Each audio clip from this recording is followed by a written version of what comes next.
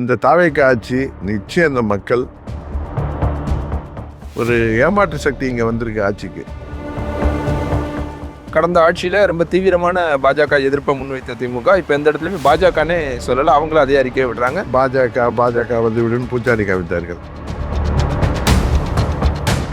திரு எடப்பாடி வந்து இந்த கட்சியை மீட்டெடுத்து கொண்டு வந்துடுவான்ற அப்படின்னு நீங்கள் நம்புறீங்களா? அதாவது அதிமுகங்கிறது மாபெரும் இல்லை, அவர் தலைமையிலான இந்த அணியை எடுத்து வந்துட முடியுமா?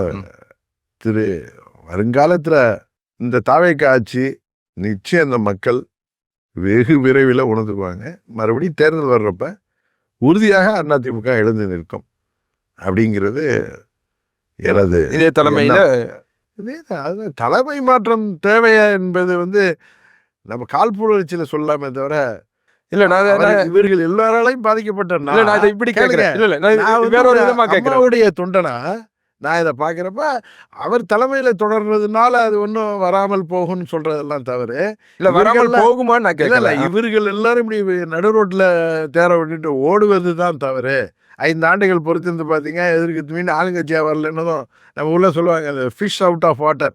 பவர் இல்லாமல் இவங்களால சுவாசிக்க முடியாமல் சில பேர் ஓடுறவங்க, அவங்க சொல்ற குற்றச்சாட்டுகள் எல்லாம் நான் ஏற்றுக்கொள்ள மாட்டேன். நான் நியாயமா பேசணும்னு நினைக்கிறவன். இன்னொன்னு எனக்கு உள்நோக்கம் கிடையாது. இல்ல, அந்த அடிப்படையில் அந்த கேள்வி எப்படி புரிஞ்சுக்கிறேன், ஏதோ அதிமுகவுக்கு உள்ளார போகணும் அப்படிங்கிற எண்ணம்லாம் இருந்தா அதே மாதிரி எண்ணத்தில் செயல்படுறவன் கிடையாதுங்கிறது அங்குள்ள தொண்டர்களுக்கு தெரியும். திரு இபிஎஸ் அவர்களுக்கும் என்னை பற்றி நல்லாவே தெரியும். நான் சொல்வது யதார்த்தமாக ஒரு அம்மாவின் தொண்டராக பார்க்கும் பொழுது இவர்களெல்லாம் சேர்ந்து உருவாக்கிய தலைமை தான் திரு எடப்பாடி அவர்கள். அவர் வந்து எம்ஜிஆர் மாதிரி அம்மா மாதிரி அவர் இந்த முறை ஆட்சிக்கு கொண்டு வந்திருக்கணுங்கிற எதிர்பார்ப்பு தவிர நடக்கலைங்கிறதுக்காக அவர் மீது பழி சொல்லிவிட்டு ஓடுவது என்பது ஏற்புடையதல்ல. அதனால திரும்ப அவர் தலைமையிலேயே அதிமுக இழந்து நிற்குங்கிறது தான் என்னுடைய எண்ணம். பாஜகவோட நிலைப்பாடு என்னவா இருக்க போது, அவங்க எப்படி எடுத்துட்டு போறாங்க? இந்தியாவே இருந்தாலும் நான் தேர்தலுக்கு பிறகு டெல்லி தலைவர்களை சந்திக்கல. அவர்கள் வந்து இந்த பிரச்சனை எதுலையுமே அவர் தலையிடலை. அதுங்கிறது தான் உண்மை. எப்பவுமே தெரிஞ்சுங்க. இன்னொன்று சொல்லுவாங்க, அதிமுக பாஜக அழிக்க பார்த்தது பார்க்க, அப்படி பார்த்தா எங்களை கூட்டணிக்கு வரணும்னு திரு அமித்ஷா அவர்கள் தான் என்னோட பேசி திருப்பியும் அலைன்ஸ் கொண்டு வந்தவர். 2021 அவர் தான் என்கிட்ட சொல்லி இங்கே அவர் சார்பாக இங்கே ஒரு முக்கிய நபருக்கு அதிமுகவில் பேசுகிறார். அவங்க அப்படி அதிமுக அழிங்கன்னு நினச்சிருந்தா நாங்களாம் ஒன்றா வரணும்னு அவர் நினச்சிருக்க மாட்டார். ஓபிஎஸ் அவர்களையும் அழைத்து நீங்கள் தொடர்ந்து அதிமுக கூட்டணியில் இருக்கணும், என்டிஏ கூட்டணியில் இருக்குன்னு பேசியவர் திரு அமித்ஷா அவர்கள், எனக்கு தெரியும். அதனால் பிஜேபி எனக்கு தெரிந்து இந்த இதில் எதுவும் அவங்க தலையிடுவதாக எனக்கு தெரியவில்லை.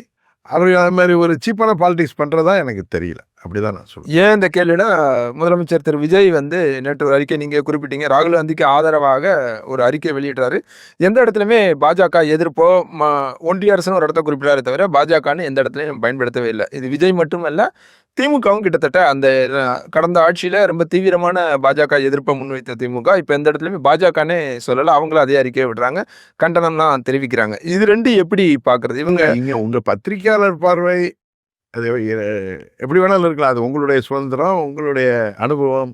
என்னுடைய அனுபவத்தில் திமுக நீ கூட தான் நீட்டு வேணாம், திரு உதயநிதி ஸ்டாலின் பேசியிருக்காரு, நீட்டு கூடாது அப்படின்னு தான் பேசியிருக்காங்க. அங்கே அந்த மத்திய அமைச்சர் பதவி விலகுன்னு சொல்லி அங்கே உண்ணாவிரதம் இருக்காரு சோனம் அவருக்கு போய் ஆதரவு திருமதி கனிமொழி தலைமையில் அவங்க ஆதரவுலாம் கொடுக்குறாங்க. அதில் பிரச்சனை இல்லை. இப்போ நீங்கள் அவர்கள் வந்து என்னை பொறுத்தவரை 19 பாஜக ஆட்சிக்கு வந்து விடக்கூடாது, தமிழ்நாட்டுக்கு கெடுதல் சொல்லி அவங்க அந்த மைனாரிட்டிகளுக்கு ஆதரவாக ஒரு நிலைப்பாட்டை எடுத்து அன்றைக்கு வெற்றி பெற்றார்கள். 21 10 ஆண்டுகள் அதிமுக ஆட்சி இருந்ததுனால ஒரு மாற்றம் வேண்டும் என்று திமுக அந்த ஆட்சி பெற்றார்கள். 24 தேர்தலையும் அவர்கள் பாஜக வந்து விடுன்னு பூச்சாண்டி காமித்தார்கள். இப்போ அது தவறு என்பதை நிச்சயம் அவர்கள் உணர்வார்கள். எப்படின்னா, பாஜக ஒரு மதவாத சக்தி, தமிழ்நாட்டுக்கு வந்து விடக்கூடாது பேசுகிறதே இங்கே அது ஒரு பேஷன் ஆகிட்டு ஒரு ஃபேஷனாக இருக்குது. உண்மையில் அவங்க மதவாத கட்சினா எல்லா மாநிலங்கள், கேரளாவில் கூட நல்ல பர்சன்டேஜ் வாங்கியிருக்காங்க, கர்நாடகாவில் ஆல்ரெடி ஆட்சியில் இருந்திருக்காங்க, இப்போ எதிர்கட்சியாக இருக்காங்க, நிறைய பாராளுமன்ற உறுப்பினர் இருக்காங்க, ஆந்திராவிலேயே அவங்க கூட்டணிகள்லாம் இருக்குது. தமிழ்நாட்டில் ஒண்டி தான் அவர்களால் பெரிதாக முத்திரை பதிக்க முடியவில்லை தவிர வட மாநிலங்களில் பல மாநிலங்களில் அவங்க ஆட்சி தான் இருக்குது. தொடர்ந்து 3வது முறையாக பாஜக தான் ஆட்சி செய்யுது.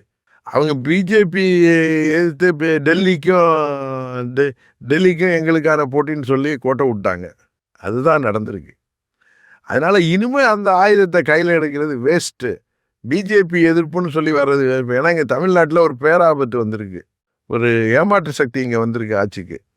இவர்கள் கோயபல்ஸ் மாதிரி டெய்லி பொய் பிரச்சாரங்கள் தான் இந்திய அளவுக்கு பண்ணுறாங்க. அவங்க அந்த இன்ஃப்ளூயன்சரை வச்சு இன்ஸ்டாவில் இளைஞர்களை ஒரு மாதிரி மூளைச்சலவை செய்து தான் இதை மாதிரி நாங்கள் வந்தால் பாலாரா ஓடும், தேனாரா ஓடும், தமிழ்நாட்டில் சட்டம் ஒழுங்கு பிரச்சனையே இருக்காது, இங்கே பெண்களுக்கு பாதுகாப்பு இருக்கும், போதை மருந்தெல்லாம் அடியோடு ஒழிச்சிருவோன்னு இருக்காங்க, ஊழல்லாம் நிறுத்திடுவோன்னு சொல்கிறாங்க. ஊழல்லாம் அதை தான் நான் என்ன அவங்களுடைய இதை நான் ஏன் நம்ப மாட்டேன்னா, ஊழலற்ற ஆட்சின்னு சொல்லுவாங்க.